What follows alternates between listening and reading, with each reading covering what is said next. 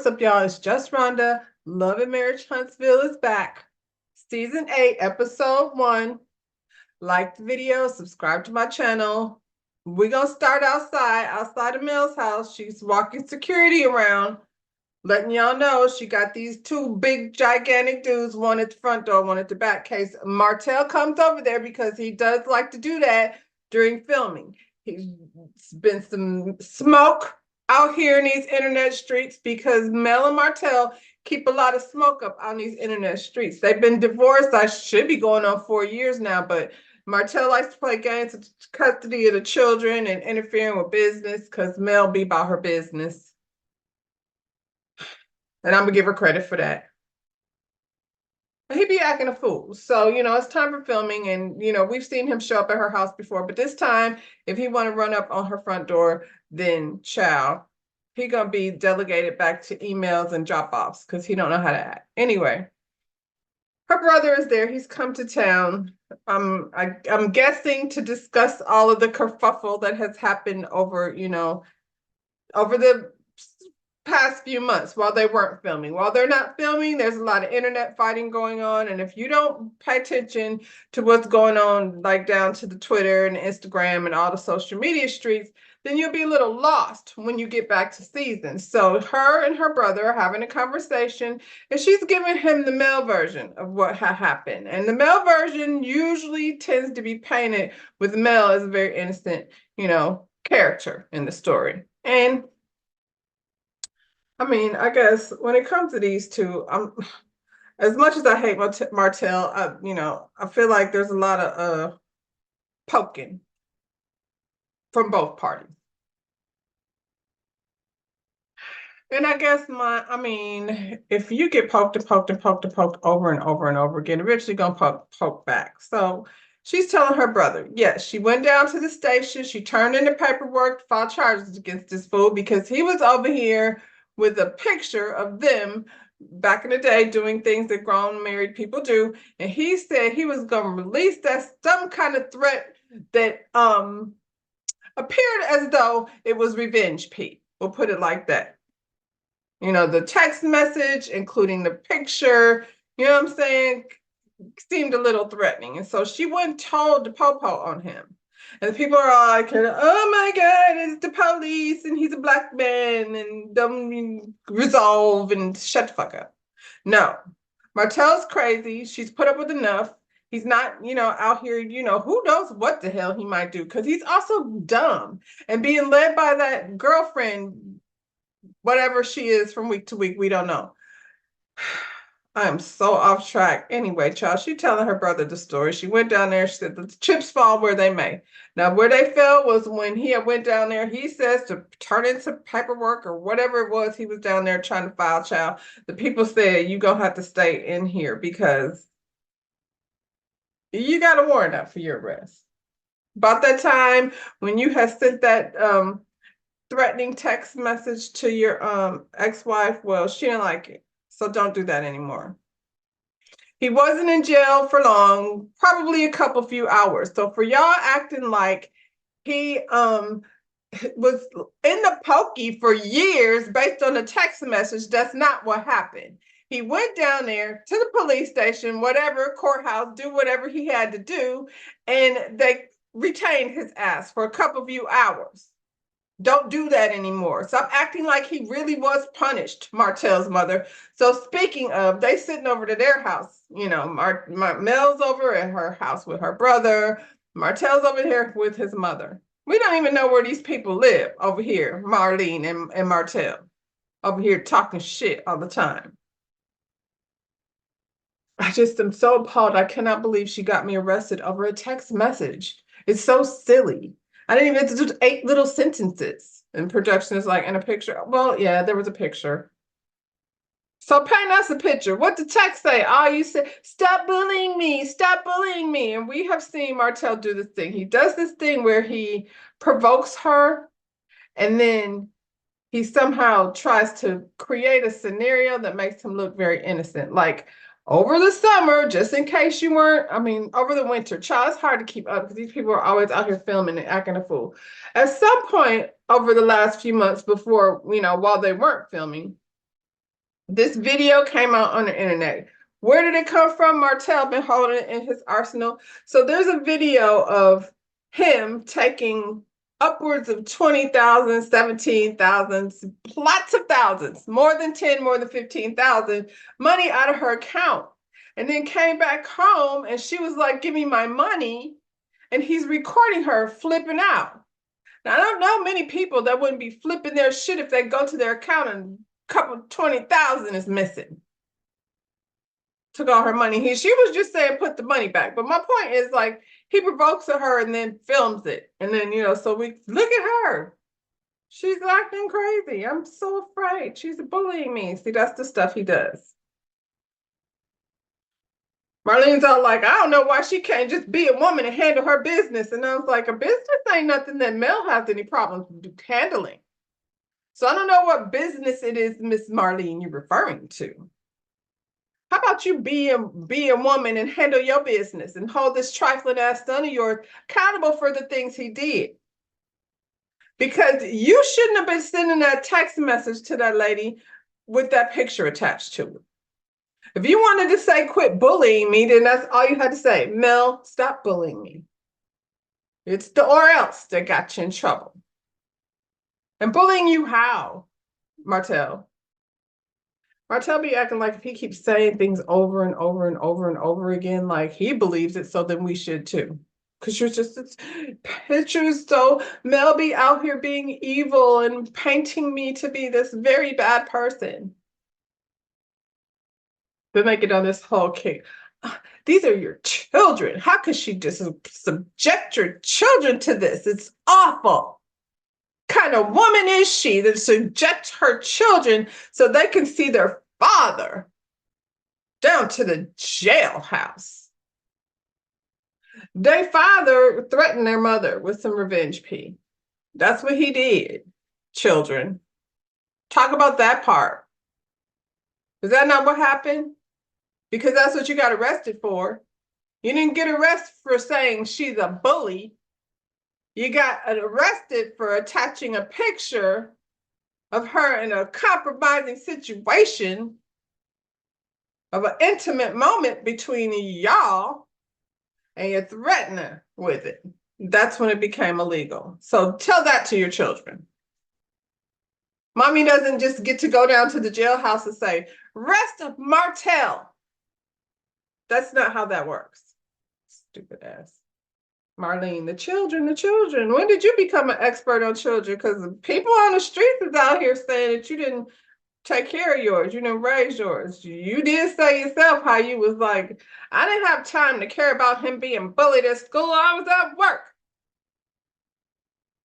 That's what you said. I'm just saying. Martell said, Mel is motivated by wanting to have full custody of the children. But, what she doesn't realize is the children actually need their father more than their mother. What? The children need their father more than their mother. You don't even know where you live. Do you have a job besides this one? We know you don't have a builder's license. It almost seems silly to keep bringing that up, but and we've seen your girlfriend, your baby mama. Enough said. Marlene, Martell, you are a good father and you were a good husband too. You made a mistake, but you owned up to it. She's like, Martell, you just keep being the man you are. Everybody makes mistakes and everybody learns from their mistakes. And if you don't, oh well, just keep it moving. Words of wisdom from Martell's mama, Marlene. Stormy goes to visit Nell, because this, happens, I'm sure. Do people go down to visit their friend at the daycare? I need her to not be distracted at the daycare. Who watched them children?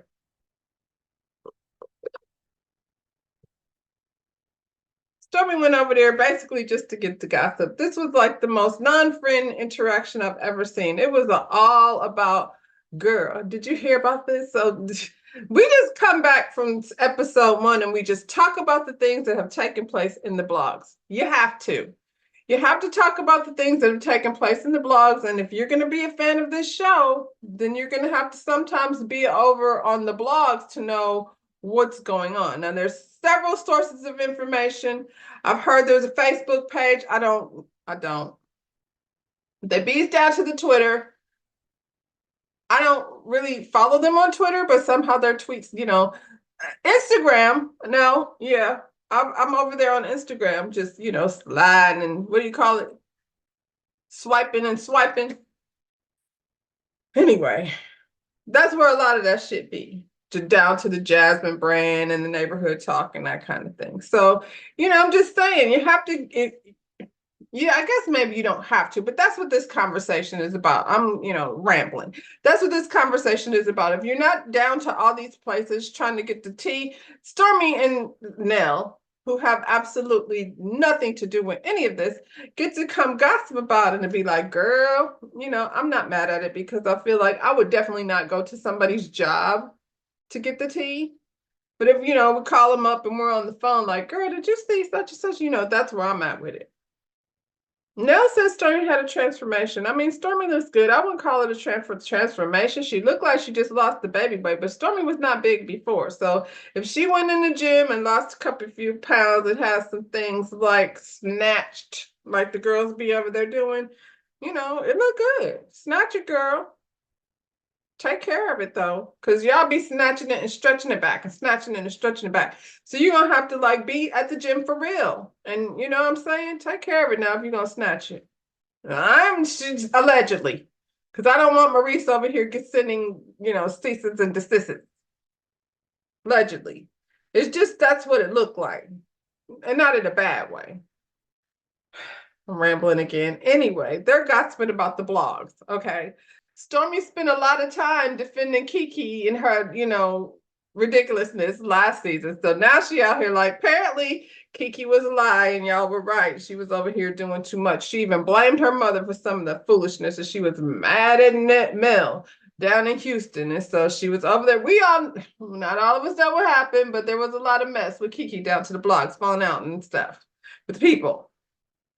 So, there wasn't a whole lot to say about that. I think Stormy just wants us all to know that she still hopes Kiki gets her act together, but she's going to have to do it, somewhere else because I'm not getting involved in you and your mess no more, Kiki. Girl, did you see Martell's mugshot? And Nell's like, I seen that. And listen, I don't agree with Martell going to jail. I feel like, he's a black man and we don't want to see black men arrested. Girl, stop. He was detained, inconvenienced at best. She also said it's easy to see that, say that when it ain't you. Yes, Nell, it's easy to say that when it's not you. So, Nell, they ain't gonna let you stay on the fence, girl. They ain't gonna let you stay on the fence. Now, I see you trying to Karen Huger it and be like, I mean, I don't like it, but I see what you're doing. But now that you're a full-blown cast member, they're gonna make you decide. I'm just saying. I feel like that's how it's gonna go. They talk about Carlos' podcast. Nell says she wanted to go, but them tickets sold out real fast. She couldn't get no tickets. And Stormy was like, I'm going, girl. I don't care nothing about no millimeters and no raindrops or none of that. I'm fixed to buy me a table. Me and my friends gonna go sit down there and see what these two is up to. Yeah, I'm right there with you, Stormy. Why not? Would you want me to pretend like I don't want to know what's going on? All the stuff that I just named off on my list is going to be discussed down to the podcast. So I'm going. Sorry about your luck now. I think Nell didn't want to go because she didn't want to appear messy. She's still trying to figure out where she fit over here. They like, girl, you heard about that producer that took Destiny's man? Yeah, girl, I heard it was her cousin or something. Child, that's what she thought. That's nasty. We don't be down here behaving like that, trying to seduce somebody's man away. We're not those kinds of women over here. That's Nell. Nell, I don't know who told you put that ugly yellow dress on in your confessional, but it was like too much titties and too much keyhole at the same time. If you got big boobs, like the keyhole need to be smaller. You can't have your whole front side out. It was just not flattering. That's it. Stormy said Destiny and Sunny were like sisters, and I was like, apparently they weren't. Half the room is saying that, and the other half of the room is not. Then Nell like saying those silly little things that Nell likes to say sometimes. She said, a man can only do what a woman allows him to do. And I was like, does that even apply here? What do you mean a man can only do what a woman allows him to do? Y'all don't have no details about the story. Y'all just heard about what Destiny said. And Destiny said there was a man on the phone in St. Louis that was supposed to be her man. Apparently he wasn't. And apparently this, what's her name? This Sunny lady was not her friend either. But I don't know that we should blame Sunny. Moses was your man, girl. And I mean, Sunny went all the way to St. Louis to find a man. It sounds strange. Destiny, whatever you're talking about. So speaking of Destiny, Destiny goes over to Tisha's house. She shows up in a confessional. I'm back. Did you miss me? And I'm like, I didn't miss you at all. I was perfectly fine with you being gone, but somebody missed you because they brought you back over here. I have a feeling it's because of this man and his wife that we don't know. So we don't care that they're married because he wasn't your boyfriend over here. He was your boyfriend on the phone, like Jamal. But we did get to see Jamal. Did we even see Moses? We didn't even know what Moses really looked like until that lady came over here with him, the one that was your producer. I'm just saying. I thought we was talking about what's the other man? Law's dad. I mean, I know that wasn't your man, but that's the only one we ever seen you with. She walks in the door, her and Tisha like Kiki over like having the same hairdo, and y'all look a fool both sitting up there with that bun on top of your head. How you accidentally come up? Hair and makeup is just shady. They could have told one of y'all fix it. Anyway. They like it. They have the same hair. Tisha has her same outfit. They're just like sisters. Be careful out here with them sisters. Don't worry about Tisha.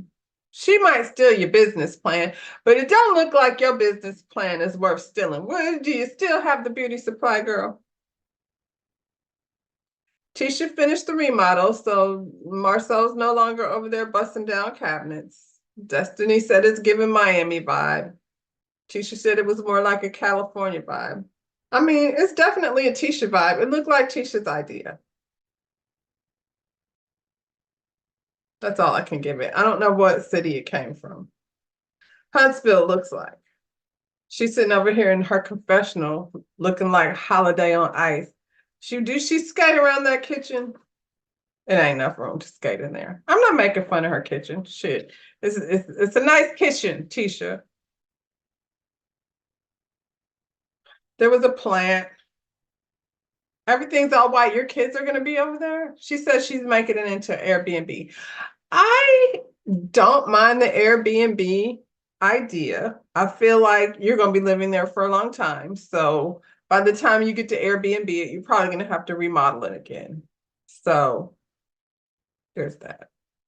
Tisha's like, Destiny's been through a lot. She's been in the blogs. Crime Stoppers had her all on the news, and her boyfriend had married somebody else. It's just been, Destiny, how are you doing? I mean, I'm good, considering the situation. And so she came back basically to share a story about a man that we don't know that broke up with her and married the lady that was her producer, who she thought she was her best friend because the lady was like sending her text messages about miss you. And girl, yeah, it's the producer of a reality show who was sent here by Carlos. And you thought it was your friend? Why? Anyway, she got married to that man that Destiny was talking to on the phone. Destiny feels betrayed because this lady broke girl code. I feel like y'all are giving this lady, who somewhat similar to Destiny, if I'm being honest, we're giving her a lot of credit. Like, I don't think she, this man was not stealable. He left. He left and went over there with that lady, the producer. How did he find her? All the way in St. Louis. I'm just saying, it feels like, okay, so this lady said she would see him around like family events. So she thought he might be her cousin. Well, turns out he wasn't her cousin. And you introduced them, you said, but maybe they kind of maybe have been in each other's company, and then you reintroduced them to each other, and then they realized they like each other a little bit. Is it just me, or does Destiny and that lady favor a little bit? I feel like they kind of look alike a little bit, maybe, with some subtle differences. I'm not going to point them out, but y'all know what I'm talking about. They're similar. She's just like, I might need to hide my husband, girl. Yeah, do that. Hide your husband. Destiny was over here trying to keep this relationship. Oh, he lives in St. Louis, and I don't really want to talk about him too much, but I really will. I'll tell you, we love each other a lot. Like, you wasn't saying a whole lot, and we didn't get to see a whole lot. Never seen this man before until he came back on your show that you like came. It's like they did Quad. They did Destiny. They're doing the same thing to you that they did with Quad. They brought you all back over here. They brought you back over here just for Carlos can sit on his live podcast with these people.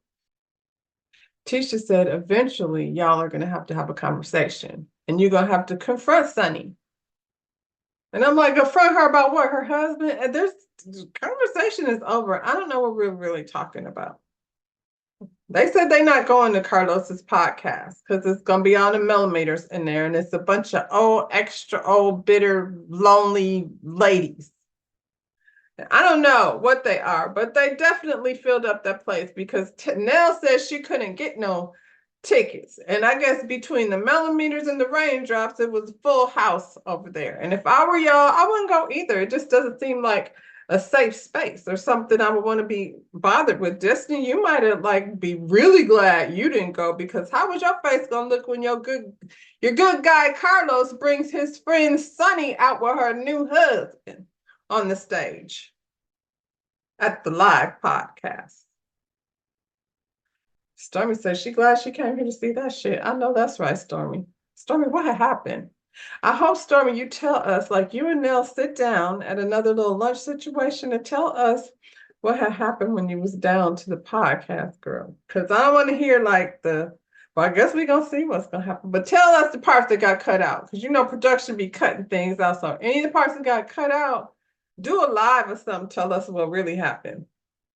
Yeah. We're going to want that live next week, Stormy. Carlos's podcast is, a messy little place for him to confront Martell about saying that he told him to bring Mel flowers and that he was lying about them being actors. And he was asking, about the arrest and blah, blah, blah. Mel was doing that thing she does. He made her a prom queen. Okay. She's pretty much like, okay, the millimeters are here, so I'm just gonna smile and let you do that shit you do. And he's like, ladies and gentlemen, Sonny and Moses. And she's like, oh, girl. I knew he was gonna do some shady shit. Well, I didn't have nothing to do with that. I wonder if Destiny still likes that idea. Well, that's how that ended, y'all. So Love and Marriage Huntsville is back. Episode 1 was decent. We got a little mess going on here. See how they play that whole thing on out. Like the video, subscribe to my channel, and I'll see you on the next one. Bye, y'all.